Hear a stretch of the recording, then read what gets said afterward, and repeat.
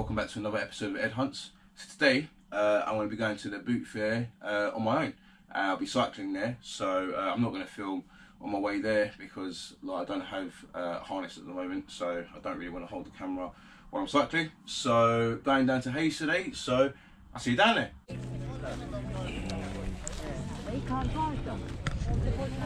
Just because he didn't find anything doesn't mean I won't.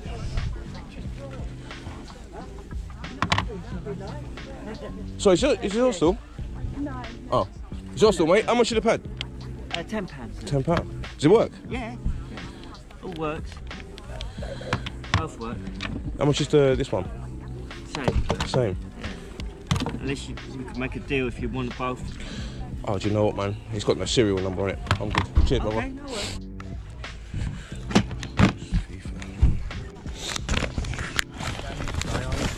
Huh? Yeah.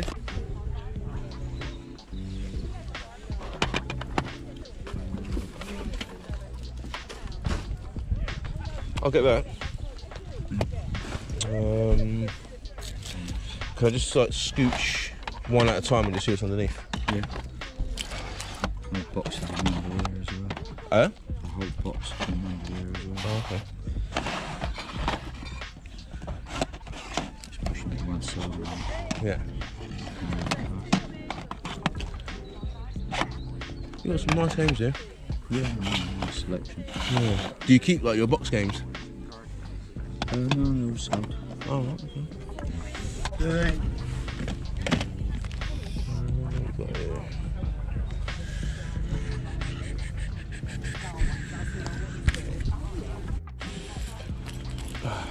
So I've just got a few bits.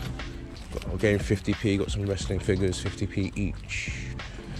But it is not looking fantastic. We'll plod on. And we're back.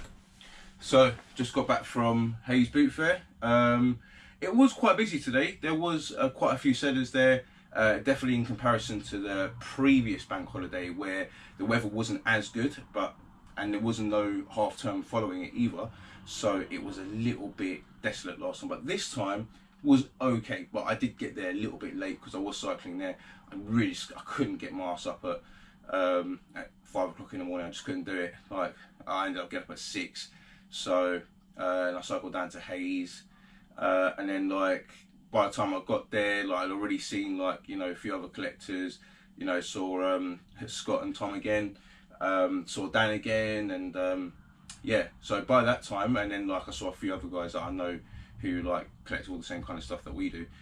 After I saw those guys, I was like, right, it's going to be pretty slim today. But I persevered, and I tried to get as much cool stuff as I could. Like obviously it was a little bit in short supply, but managed to get a few good things. I didn't spend loads of money, but I'll show you what I got anyway. So the first thing I got was this Trolls Funko Pop World Tour Poppy. This one was £4. The lady wasn't really willing to budge on the price because it was still quite early in the day, and I understood that. But I looked it up on eBay when I walked away from it, and it goes for about £10 to £12. So I was like, you know what? For a first purchase today, I could do worse. So, Trolls Poppy. Next, we've got a Star Wars mug, which is £1. It's a bit bulgy on the side because I've already opened it. This actually goes for quite good money. This sells for between £10 and £12, but I want to keep it because like it's got like quite a big it's got quite a big volume, and like mugs that I use at the moment don't have a bigger volume as this. It's a Star Wars mug, you know what I mean? So for £1, I'll put it in the dishwasher and I'll keep it. Do you know what I mean? So that's actually, I'm keeping that. So quite happy with that. Then I've got 2 Rey Mysterio wrestling figures. They're £1 each. I tried to look them up online, but I couldn't find the exact line of these. They were made in 2010 and 2011. So if you guys know about anything about these particular Rey Mysterio figures, let me know in the comments, because I don't know if they're worth anything. I mean, they look pretty well made. I mean, he's got his tattoo on the back and stuff like that. So if you guys know anything about it, yeah, let me know. And then I got an F1 Championship Edition on the PS1, or PS3, sorry. It's complete. It's not worth very much, but it looks cool. It looks cool. I mean, like, I'm not a big fan of racing games, but like when it's like really nice graphics and, you know, really detailed, and a lot of these early PS3 games, you know, they try to show off the graphics as much as possible. They try to like push the limits of the PlayStation 3. So some of these actually look really aesthetically pleasing. So yeah, just add it to the collection, I guess. And then last but not least, I got Lawnmower Man on the Super Nintendo. Now this one was £5.